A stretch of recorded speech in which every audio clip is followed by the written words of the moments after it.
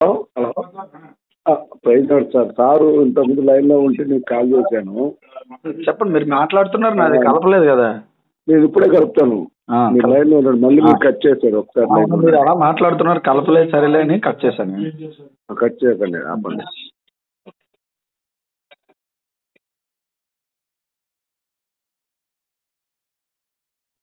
మీరు మాట్లాడుతున్న వ్యక్తి మీ కాల్ని హోల్డ్లో ఉంచారు. దయచేసి లైన్లో వేచి ఉండండి. The person you are speaking with has put your call on hold. Please stay on the line. आप जिस व्यक्ति से बात कर रहे हैं उसने आपकी कॉल को होल्ड पर रखा है. कृपया लाइन पर बने रहें. మీరు మాట్లాడుతున్న వ్యక్తి మీ కాల్ని హోల్డ్లో ఉంచారు. దయచేసి లైన్లో వేచి ఉండండి. The person you are hello sir, లైన్లో ఉన్నారు, మాట్లాడండి. హలో హలో, జాన్సన్ గారు, ప్రైజ్ అలాట్ బ్రదర్. ప్రైజ్ లార్డ్ అండి. ఎలా ఉన్నారు బ్రదర్, బాగున్నారా? బాగున్నాను బ్రదర్, దేవుడి దయ అంతా. చాలా సంతోషం మీతో మాట్లాడడం. నిన్న కూడా మాట్లాడదాం అనుకున్నాం, ఇంకొన్ని మాటలు మాట్లాడుకున్నాం. ఏంటి సార్ నెక్స్ట్ ఏంటి మీ ప్లాన్ ఏంటి? మనం ఏం చేద్దాం అన్నారు, సరే అన్నాను నేను. అవును, మాట ఇచ్చాను మీకు, అవును, నేను అవును, తప్పకుండా దేవుని పని కాబట్టి అవును, మనం సార్. కలిసి చేద్దామని నేను కూడా ఇప్పుడుగా అంటాను. మీరు జూన్ 10th మీరు కుదరదన్నారు కదా. జూన్కి నేను ఏదైనా కొంచెం దాటిచ్చాను సార్, నాకు ఒక చిన్న ఇంటర్వ్యూ ఉందండి. Okay okay. జూన్లో ఇంటర్వ్యూ అని ఇంకేం లేదు, దానికోసమని కొంచెం నేను అటు ఇటు అవుతాను. మళ్ళీ మాట ఇచ్చి ఆ రోజే పట్టదు అనుకోండి, నేను రాలేను. ఓకే సార్, అందుకని మేము పోస్ట్ పోన్ చేసామండి. అది మిమ్మల్ని కొంచెం అడిగి అది కూడా మీకు చెప్తాను. అది కూడా ఏ ఇంటర్వ్యూ అంటే ఏ లేదు సార్. నేను నాకు ఇది ఉంటుంది, ఎంబసీ ఉంటుంది సార్, నేను యూఎస్ఏ రావడానికి. ఓకే, నాకు యూఎస్ ట్రిప్ ఉందండి, దానికోసం ఎంబసీ అన్నమాట. ఓకే, అది లేట్ అవుతుంది, దానికోసం అండి. ఓకే సార్, మీటింగ్స్కి వస్తుంది, దాని గురించి ఆ రోజు ఎంబసీ పడ్డది అనుకో నేను రాలేను కదా సార్, అందుకని. అవును సార్, అవును సార్. అది జరిగిన విషయం, ఓకే, అంతకంటే ఇంకేం ఓకే లేదు. సార్, పర్లేదండి. మీరు మాకేం లేదు సార్, మేము కోరుకునేది ఒకటే సార్, మన పార్టీని తర్వాత మన క్రైస్తవుల్ని ముందుకు ఎలా తీసుకెళ్ళాలి, డెఫినెట్ గా మీరు మాకు సజెషన్స్ ఇవ్వాలి. మీరు కంపల్సరీగా మీ సజెషన్స్ కావాలి సార్. నేను నా సజెషన్ అయితే ఏం లేదు, ఐఎమ్ వాలంటరీ సార్. మీకోసం పని చేస్తాను, మీరు ఎలా చేసినా మీ చెప్తాం, మీకు ఒక ఆలోచన ఉంటుంది, మీ వెనకాల నేను నా వంతు నా పని ఏముంటే నేను చేయగలుగుతాను, అంతకంటే ఏం లేదు. నేనేమి అంత చేయగలను అని నేను చెప్పను. నా పరిధి ఎంతో నా పని ఎంతో అంతవరకు నేను చేస్తాను. అంతకుమించి ఏదైనా మీకు ఒక ప్లాన్, దేవుడు మీకు ప్రేరణ ఇచ్చారు, మీరు ఏదైనా చేయగలరు, ఆలోచన మీది, దాని కార్యరూపం దేవుడు దాలుస్తాడు. నేనే ఉంది సార్ నిమిత్త మాత్రం, నాది చిన్నోండి, దానికి ఇది అది అని ఏం లేదు. అది మీరు నిమిత్త మాత్రం అని చెప్పుకోవడం మీకు గొప్పతనం అండి, అందుకని మీరంటే మాకు ఇష్టం. మాకు ఏం లేదు సార్, మేము ఇప్పుడు మేము ఒక ఐడియాతో వస్తున్నాం సార్. ఏంటంటే Christianity first, Christian is the best అనేది మన ఒక ఐడియా. ఈ ఐడియాతో మనం ముందుకెళ్తున్నాం. మీరు మాకు చేయాల్సింది ఏంటంటే, మీరు ఉండేటువంటి ప్రాంతంలో మీ నియోజకవర్గంలో ఎంతమంది క్రైస్తవుల్ని మీరు ఓట్లు వేయించగలరు, మీకు ఇప్పుడు మీకు మందుకి ఎంత డబ్బులు కావాలి, ఓట్లు వేయించడానికి ఎంత డబ్బులు కావాలి, డబ్బులు మందు అసలు పక్కన పెట్టండి సార్. నా చిన్న మాట సార్, నేను డబ్బులతోనైతే ఏ పని చేయను సార్. నాకు ఏదైనా ఉంటే సేవ కొరకు ఏదైనా సహాయం చేయమని అడుగుతాను తప్ప, ఇలాంటి ఈ డబ్బులు ఈ సేవ మీకోసం నేను పని చేస్తాను. డబ్బులు అనేది పక్కన పెట్టండి, మీ చేతులతో మీరే ఇవ్వండి, ఎవరుంటారో మీరే వాళ్ళకి ఇప్పించండి, ఒకవేళ వాళ్ళు అడిగితే వాళ్ళు చేయాలనుకుంటే. అంతేగాని డబ్బుల విషయంలోనైతే నేను ఏ విషయంలో డబ్బుల విషయంలో రాను సార్. మీరు ఇవ్వండి, ఏదైనా డబ్బులు మీది, మీ డబ్బులు మీరు ఖర్చు పెట్టాలి. నేనే ఖర్చు పెడతాను, బట్ మీరు నాకు క్యాండిడేట్స్ చూపించాలి. అలాగే సార్, అది నేను మాట్లాడతాను, మీరు ఇవ్వండి. నేను ఒకటే అడుగుతాను, మీరు ఈ పని చేశానని మీకు ఏదో నాకు డబ్బులు ఇవ్వండి నేను చేస్తానని నేను అన్నా ఆ మాట నాకు వద్దు. నేను ఓపెన్ గా చెప్తాను, ఉన్నాను సార్ 2 నిమిషాలు, నేను ఓపెన్ గా చెప్తాను వినండి. నాకు సేవా పరిచర్య, నేను చేసే దేవుని పని, ఆ దేవుని పనికి సేవకు సహకరిస్తే సంతోషం. కానీ ఈ పని చేశానని మీరైతే మాత్రం మీ దగ్గర ఒక 1 NP కూడా నేను ఆశించనండి, నాకు అక్కర్లేదు. క్లియర్ గా చెప్పాను ఇందులోనే, మళ్ళీ నేను ఇట్స్ క్లియర్ క్రిస్టల్ గా మీకు చెప్పేశాను ఈ మాట. దీని విషయంలో దీని విషయంలో ఏదో హనీ జాన్సన్ గారు చేశారు కాబట్టి ఏదో దీన్ని ఏదో అడుగుతున్నారు. అసలు నేను పని చేయాలి అంతే, అంతవరకే. అక్కడ ఏమైనా అవసరతలు ఉన్నాయంటే ఖర్చు పెట్టాలనుకుంటే మీ చేతులతో మీరే. నేను చెప్పాను కదా ఇప్పటికీ, మళ్ళీ అదే మాట చెప్తాను, నేను నిమిత్త మాత్రమే. నాకు మీరు సహోదరులు కనుక ఒక మంచి పని చేయాలనుకుంటారు. మీరు మనీ తీసుకొని ఖర్చు చేయాలని కాదు సార్. మీరు కొంతమంది క్యాండిడేట్స్ చూపించండి. ఇదిగో వీళ్ళ వల్ల మనకి ఓట్లు పడతాయి, ఇదిగో వీళ్ళ వల్ల మనకి ఈ ప్రయోజనం ఉంది, వీళ్ళ వల్ల మనకి ఇట్లా ఉందని మీరు ఆ క్యాండిడేట్స్ మీరు సెలెక్ట్ చేసి తప్పకుండా ముందు నేనేమంటున్నానంటే ముందు మనం కూర్చొని మాట్లాడదాం సార్. ఈ కార్యాచరణ చాలా బాగుంది. నేనేమంటానంటే ఈ ఫోన్స్ లో వాటిల్లో మనకు వద్దు. నేనేమంటానంటే కార్యాచరణ చేద్దాం, మనం కూర్చుందాం. నేను వస్తాను మీ దగ్గరికి, మీ కార్యాచరణ చూసి నేను మళ్ళీ చెప్తాను. చెప్పండి సార్. మా గురువు గారు మేము మాట్లాడుకున్నాం సార్ రాత్రి. ఎమ్మెల్యే క్యాండిడేట్ పేరులో మీ పేరు రాశాం సార్. మీకు ఇబ్బంది లేదు కాంటాక్ట్ చేస్తానంటే అసలు సార్ నేను చేయను సార్. నేను పని చేస్తాను, వెనకాల ఉంటాను. నేను సేవకుడిని మాత్రమే, నేను నాయకుడిని కాదండి, రాజకీయ నాయకుడిని. దేవుడు నా పిల్లలు మేము వైజాగ్ అసెంబ్లీకి మిమ్మల్ని మేము ఎమ్మెల్యేగా కంటెస్ట్ చేయాలని అనుకుంటున్నాం సార్. నేను ఏమన్నా ఇంట్రెస్ట్ ఉన్న ఎవరికైనా ఇంట్రెస్ట్ చేద్దాం, వెనకాల నేను ఉంటాను తప్ప నాకేదో బాగుంటుంది సార్. అలా కదా అది కాదు సార్. నా పిలుపు అది కాదండి. నా దేవుడు పని ఇచ్చింది నాకు అది కాదు sir. I'm not a leader, I'm a servant of God అండి, అంతే. నేను లీడర్ కాదు, లీడర్షిప్ నాకు చెయ్యాలని నాకు లేదు, ఆ ఆలోచనే లేదు. నేను పనిచేస్తాను మీకోసం. మన క్రైస్తవ్యం బాగుంటుంది అన్నారా, చెప్పాను కదా. ఇప్పుడప్పుడు నా పదవి కాదు, వాలంటరీగా పనిచేస్తాను. నాకు పదవి కాదు, నాకు వద్దు పదవితో నాకు లేదు సార్. నేను మళ్ళీ చెప్తున్నాను, మీ పని జరగాలి, దానికోసం నా సాయశక్తిలో పని చేస్తాను. నేను ఎవరెవరితో మాట్లాడాలి అందరితో మాట్లాడతాను, దీనికోసం కార్యాచరణ చేస్తాను. ఇందులో డౌట్ లేదు మీకు. కాదండి, మేము రాత్రి కొంతమందితో మాట్లాడాం సార్. విజయ్ కుమార్ గారితో కూడా మాట్లాడాం మేము. యాక్చువల్గా అబద్ధం ఎందుకు చెప్పాలి మీకు. ఆయన ఏమంటాడంటే మిమ్మల్ని నిలబెడదాము, మీరు నిలబెడితే బాగుంటది, వైజాగ్ అంతా మీకు బాగా తెలుసు, అది ఇది అనేసి మరి వెటకారంగా అన్నాడు, మరి నిజంగా అన్నాడు నాకైతే తెలియదు. కానీ ఇట్లా మేము అనుకుంటున్నాం అంటే వెటకారంగానే అన్నట్టు అనిపించింది నాకు. సార్ నా మీద వీడియోలు పెట్టి సోషల్ మీడియాలో ఇష్టానుసారంగా మాట్లాడుతున్నాడు. మళ్ళీ చెప్తాను, ఒకవేళ కానీ అలాంటి కంటెస్టెంట్లు ఉండి మీతో పనిచేస్తే నేను ఉండను సార్, దూరంగా వెళ్ళిపోతాను. నాకు నేను ఎవరు నేను ఒకటి చెప్తాను. నేను మిమ్మల్ని ఏదో ఆపినట్టుగా, మీరేదో అతనికి డబ్బులు ఇస్తానంటే ఆపినట్టుగా, ఆయనకు వస్తున్న స్పాన్సర్షిప్ ఆపినట్టుగా వీడియో పెట్టాడు సార్ ఆల్రెడీ. తెలుసా మీకు? లేదండి, నేను చూడలేదు సార్. ఆల్రెడీ వీడియో పెట్టాడు. మేమేదో ఆపేస్తున్నాం అంటే, అందరితో చెడ్డకి చెప్తున్నాం అంటే, నాకు లేనిపోయినవి క్రియేట్ చేసి నన్ను ఒక దోషిగా నిలబెట్టాలని ఆయన ప్లాన్ చేస్తున్నాడు. నాకైతే అలాంటి ఆలోచన లేదు. మీకు ఓపెన్ గా చెప్తాను, నేనేమైనా ఆయన గురించి మీతో మాట్లాడానండి? లేదండి. నేనేమైనా చెప్పాను కనీసం మీతోనే?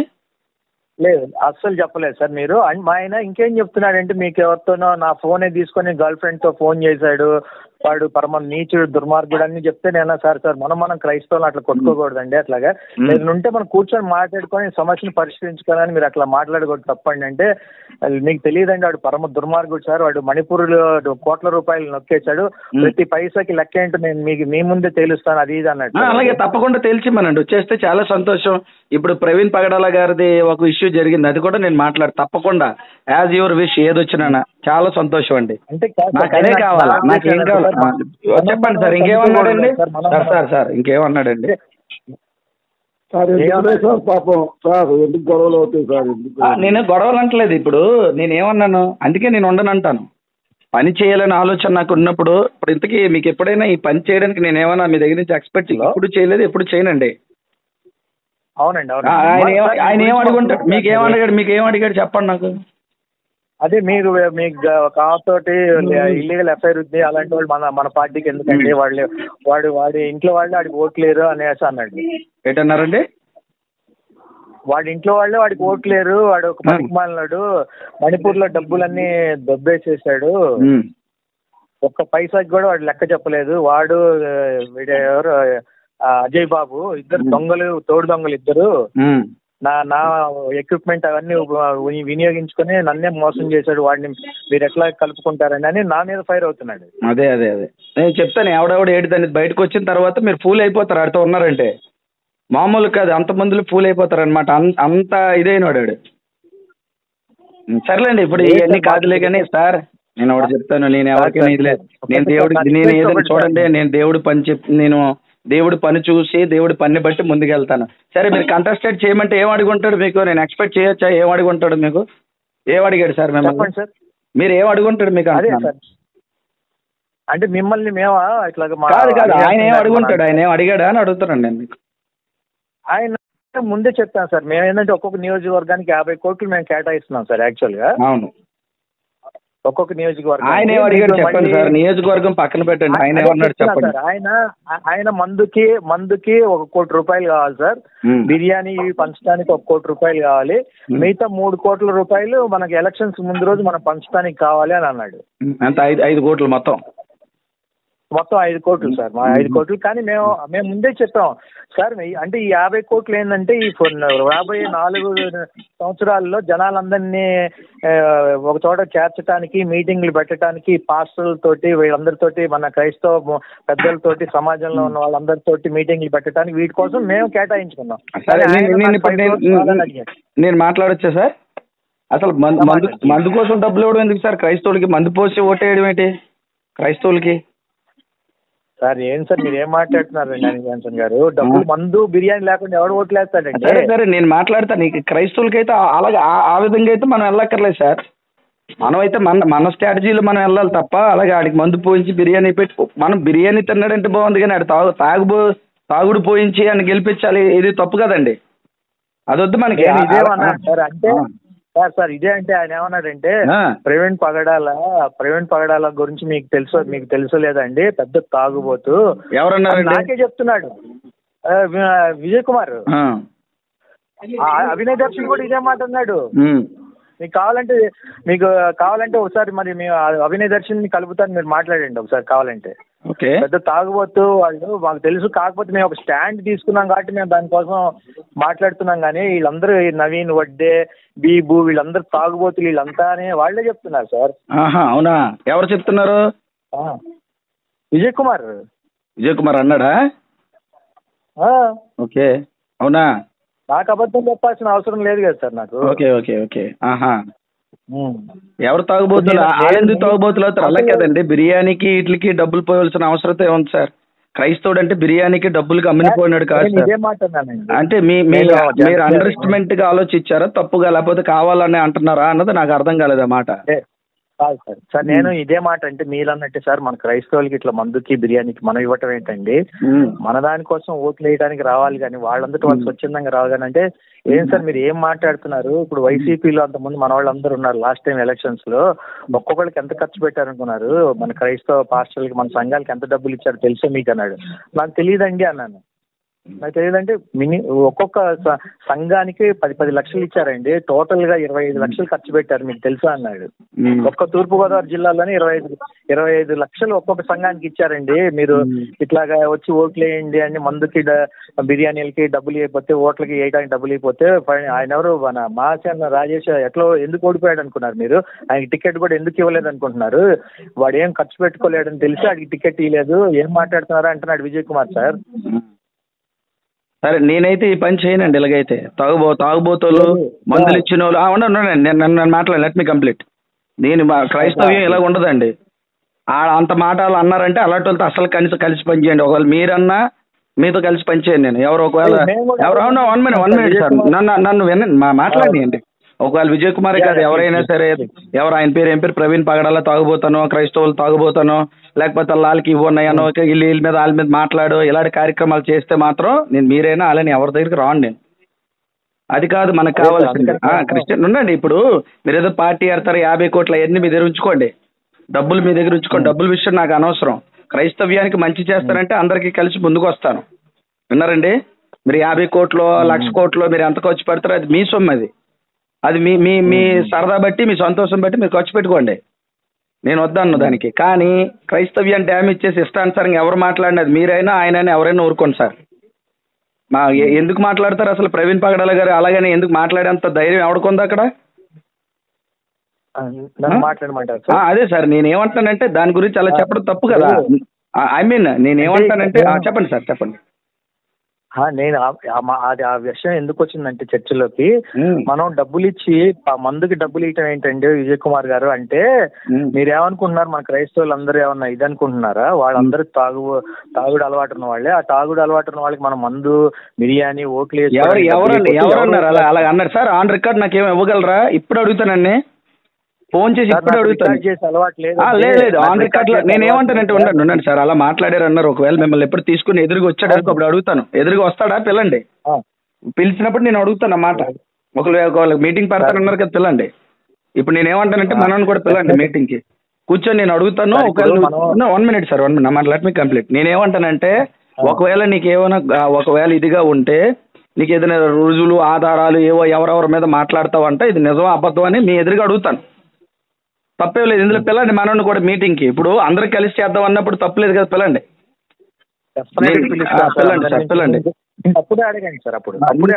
నేను ఏమని అడుగుతానంటే క్రైస్తవ్యాన్ని ఇలా డ్యామేజ్ చేసి ఎవరు మాట్లాడినా ఆయనే కాదు మీరు కాదు ఎవరు మాట్లాడినా ఊరుకోండి సార్. క్రైస్తవుడు అంటే ఒక పద్ధతి కలిగినోడు. ఈ రోజు ఏం కావాలి?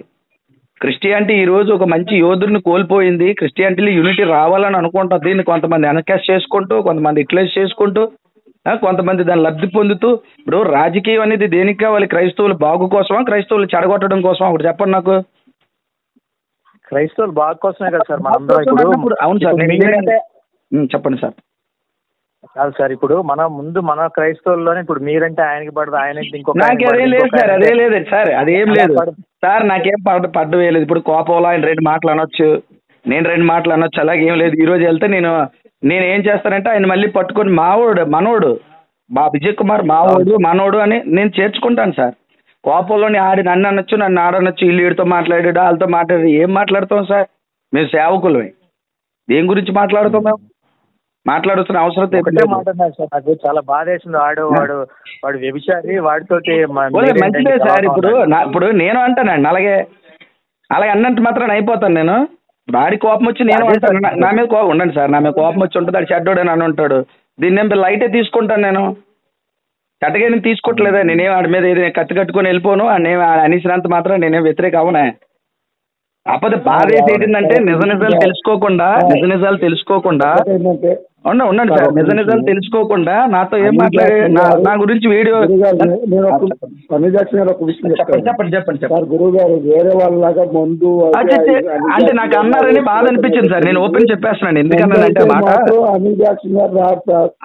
ఆ విషయంలో అసలు నేను చెప్తున్నాను కదా సార్, క్రిస్టియానిటీని డ్యామేజ్ చేయడానికి ఎవరు వచ్చినా ఒక్క నిమిషం నా మాట పూర్తవు. నేను క్రిస్టియానిటీని డ్యామేజ్ చేసి మాట్లాడినా ఎవరు ముందుకు వచ్చినా అసలు నేను విడిచిపెట్టే ప్రసక్తి లేదు సార్. ఎంత పెద్దోడైనా ఆ విషయంలోనైతే నేను వెనకంజి ఇంత కూడా అయింది సార్. ఎంత పెద్దోడైనా నేనేమో డబ్బుల కోసం, పదవుల కోసం, ఆస్తుల కోసం నేను పోరాటం చేయట్లేదు. అలా నేను పని చేయలేదు, చెయ్యను కూడా. నా కమిట్మెంట్ వేరు. మీరు పదవి ఇస్తానని మీ వెనకాల వస్తానని అసలు అది జరగని పని సార్. డబ్బులు ఇస్తానని మీ వెనకాల వచ్చేది అసలు జరగని పని. నేనేమంటానంటే ఒకటి మీకు మాట ఇచ్చాను, క్రిస్టియానిటీ బాగు కోసం పనిచేస్తే చివరి వరకు పనిచేస్తాను.